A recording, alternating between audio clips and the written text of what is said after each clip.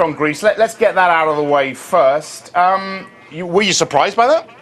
Well, somewhat. It kind of goes to show that the markets do have a lack of memory, but I think in some ways the ratings agencies have become a little bit irrelevant at the moment, given that a very few people would hold long-term Greek debt at the moment, and that has been the issue over the last few years, where a lot of the banks have been trying to close their exposure to Greek debt. So it could be a little bit late in the day coming, and as you've started the show off with the unrest in Greece, that still continues, and I would expect that to impact Greece's GDP and growth outlook. So in terms of stability in their financial sector, it will more than likely come from a stability in their actual domestic sector as well, and that's not happening anytime soon. All right, just looking at UBS, shares off about 0.4%, so not a great deal of movement. Pretty much priced in, it seems, this, right?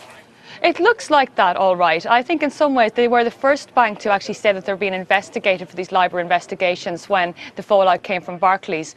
So I think in some ways it did manage to manage the expectations for this LIBOR problem. But I do think in some ways the fact that they were managing to change Japanese LIBOR rates as well is a little bit more damning. And I think in terms of the reputation for the bank, which was deemed a very safe bank, being Swiss and the second biggest bank in the UK, is probably quite problematic for it going forward in terms of investor portfolio interest. Do you buy banks at the beginning of next year, given what's happened to them, given the price now?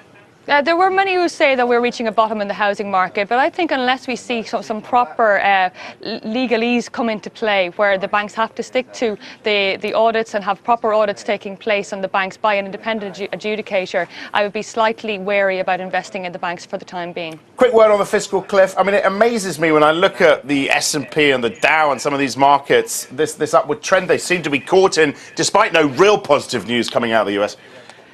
I think no news seems to be good news for equity markets at the moment, and we're seeing that in terms of like the gold being sold off. There's a certain amount of positivity in the markets on the basis that there hasn't been anything damning coming out of the US. So I think in some ways what we'll see is a bit of a sticking plaster towards the end of the year, which will push out the real issues and probably till the first quarter of 2013, and that might actually see the equity markets continue to rally into the early part of 2013. But unless they actually come up with a proper decision in relation to the deficit, that is when you're going to see the ratings agencies come in, and that is when you're probably going to see a massive sell-off in the equity markets on the basis of that.